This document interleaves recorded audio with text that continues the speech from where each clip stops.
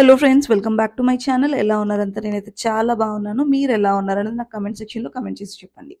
ఈ వీడియోలో నేను మీకు ఒక ఓపెన్ హెయిర్ స్టైల్ చూపించబోతున్నాను. సో దానికోసం ముందుగా నేనైతే సెక్షన్స్ అనేవి తీసుకున్నాను. సో సెక్షన్స్ తీసుకొని ఆ హెయిర్ని క్రిమ్ చేసుకోవటం వల్ల ఏంటంటే వాల్యూమ్ అనేది కరెక్ట్గా వస్తుందన్నమాట. సో వీడియోలో ప్రొసీజర్లోకి వెళ్ళే ముందర నా ఛానల్ని ఎవరైతే ఫస్ట్ టైం చూస్తున్నారో ప్లీజ్ సబ్స్క్రైబ్ చేసుకోండి. సో దట్ ఇలాంటి బ్యూటీ రిలేటెడ్ వీడియోస్ చాలానే వస్తాయి మన ఛానల్లోని. మీకు నోటిఫికేషన్స్ అనేవి తప్పకుండా వస్తాయన్నమాట. సో ఫస్ట్ అయితే నేను క్రింప్ చేసేసుకున్నాను కదా. క్రింప్ చేసుకున్న హెయిర్ని నేను అది సెక్యూర్డ్గా ఉంచేసుకున్నాను. ఇప్పుడు నేను దాన్ని ఓపెన్ చేసి క్రౌన్ పఫ్ తీయాలి నేను. సో ఆ పఫ్ తీయడం కోసం ఏంటి అంటే సెక్షన్ లోని చిన్న చిన్న సబ్ సెక్షన్స్ తీసుకొని దాన్ని బ్యాక్ కోంబింగ్ అనేది చేసుకోవాలన్నమాట.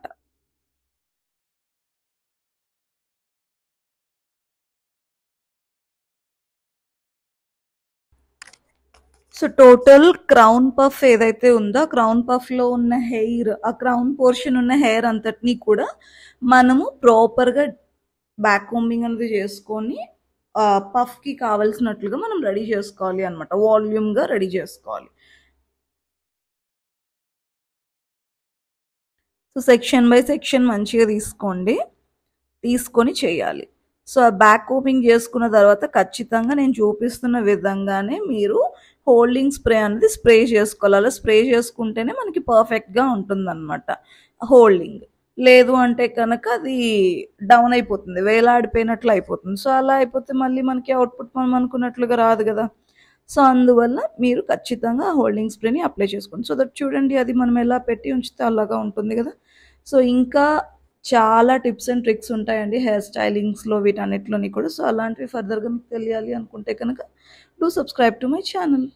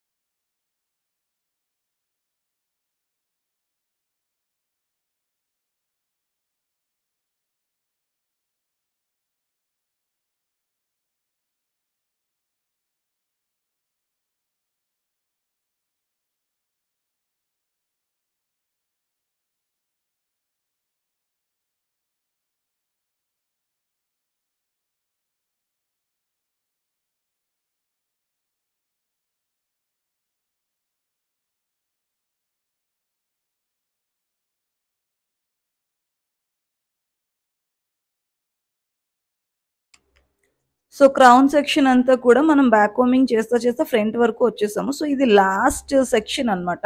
మనం కావాలనుకుంటే దీన్ని 2 పోర్షన్స్ కింద కూడా డివైడ్ చేసుకోవచ్చు. But I just don't want to do that. ఇది మినిమల్గానే నేను ఉంచాలని అనుకుంటున్నాను.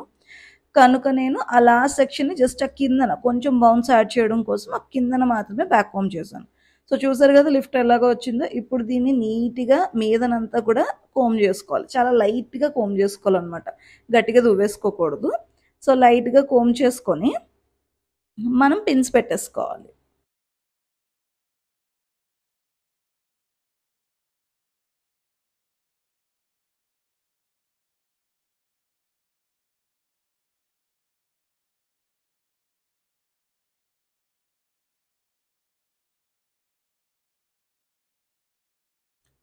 పఫ్ని ఇప్పుడు ప్రాపర్గా కోమ్ చేసేసుకొని దాన్ని జాగ్రత్తగా మనము పిన్ చేసేసుకోవాలన్నమాట. సో పిన్నింగ్ కోసం మనం వచ్చేసి బాబ్ పిన్స్ యూస్ చేస్తాము.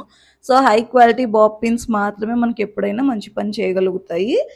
లో క్వాలిటీ బాబ్ పిన్స్ ఎప్పుడు కూడా మంచిగా ఉండవు. కాబట్టి మీరు ఖచ్చితంగా హై క్వాలిటీ ఉన్న బాబ్ పిన్స్ని మాత్రమే యూస్ చేయండి. ఎలాంటి బాబ్ పిన్స్ పడితే అలాంటి బాబ్ పిన్స్ యూస్ చేయొద్దు. హెడ్ పర్టికులర్గా అది షార్ప్గా ఉన్న బాబ్ పిన్ అయితే కనుక క్లయింట్ హెడ్కి ఇంజ్యూరీ చేసే అవకాశం ఉంటుంది. కాబట్టి ఆ హెడ్స్ దగ్గర బల్బ్ లాంటివి ఏమన్నా ఉన్నవి అయితేనే తీసుకోండి. అంటే షార్ప్గా వండుకుంటూ ఉంటాయి చూడండి, అలాంటివి మాత్రమే తీసుకోండి. సో నేను ఒక్కోవైపు 2 బాబ్ పిన్స్ని పెట్టాను. ఎందుకంటే ఇది వాల్యూమ్ ఎక్కువ కాబట్టి ఖచ్చితంగా సెక్యూరిటీ అనేది ఉండాలన్నమాట, అందుకోసం అనేసి.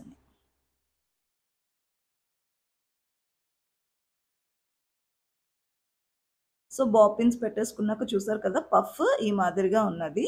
సో ఎలిగెంట్‌గా ఉంటుంది. మనం ఇంకా ఫ్లైఅవేస్ ఏమైనా ఉన్నాయి అనుకోండి హెయిర్ అవి కూడాన, వాటన్నిటికి కూడా మనం వ్యాక్స్ అలాంటి వాటిని అప్లై చేసుకుంటే కనుక అవి కూడా ఎగరకుండా చాలా ఆహ్, షైనీగా, స్మూత్‌గా అనిపిస్తుందనమాట. సో ఇప్పుడు నేనిక్కడ కర్ల్స్ అనేవి చేస్తా.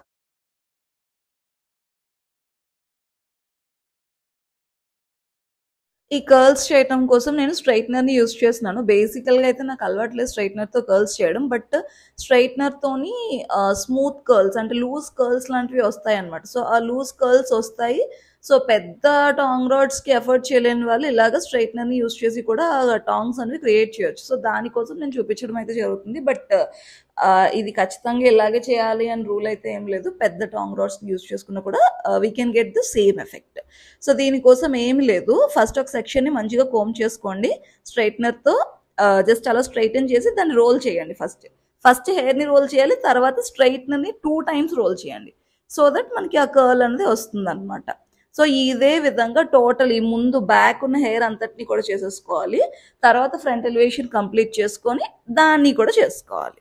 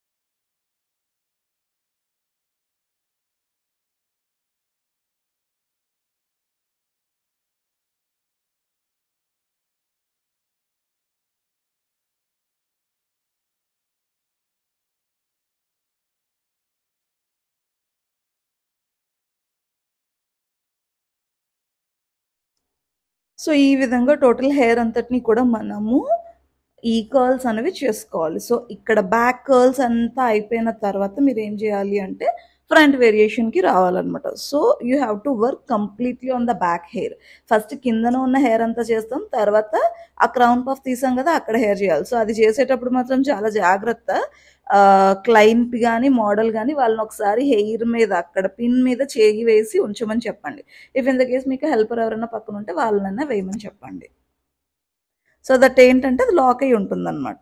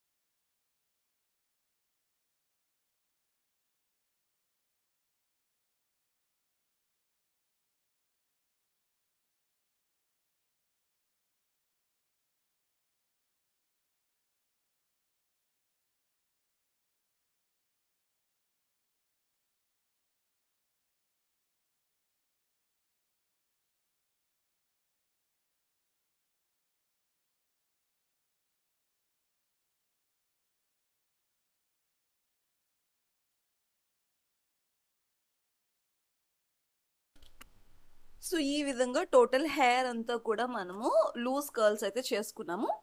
చేసుకున్న తర్వాత దీనికి హోల్డింగ్ స్ప్రే చేసుకుంటే ఇవి లాంగ్ లాస్టింగ్ గా ఉంటాయి. ఇప్పుడు ఫ్రంట్ ఎలివేషన్ మన ఇష్టం, మనకి నచ్చినట్లుగా చేసుకోవచ్చు depending upon the client hair and everything. So model hair బట్టి మనము అక్కడ ఎలాగా చేయాలి అనుకుంటే అట్లాగా మనం చేయొచ్చు అనమాట. సో క్లయింట్ ఇక్కడ మనకి అడిగింది ఏంటి అంటే రివర్స్ బ్రైడింగ్ అడిగారు. సో రివర్స్ బ్రైడింగ్ మనము చేస్తున్నాము.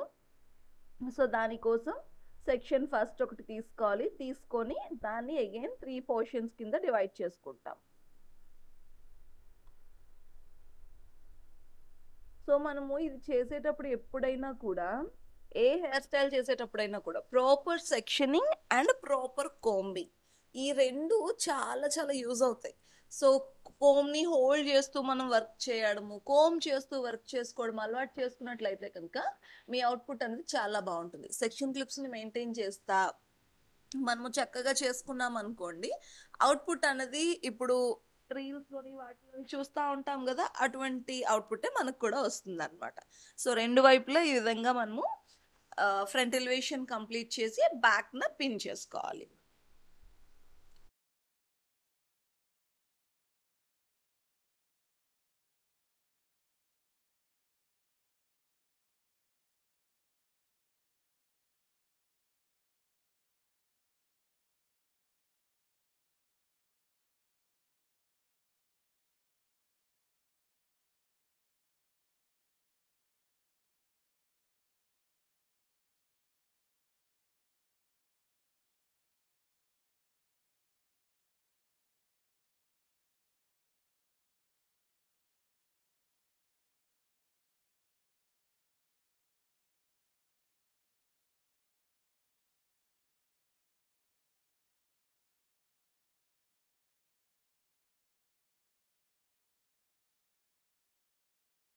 సిజర్లోని మనం కంప్లీట్ చేయాలి. చేసిన తర్వాత బ్యాక్ని పిన్ చేసుకుంటాం కదా, సో దట్ పిన్ చేసుకున్న తర్వాత మాత్రం ఖచ్చితంగా హోల్డింగ్ స్ప్రే చేసుకోవాలి. అలా చేయడం వల్ల ఏమవుతుందంటే పిన్స్ లూజ్ అవ్వకుండా ఉంటాయి అనమాట, పెట్టిన ప్లేస్లోనే ఉంటాయి.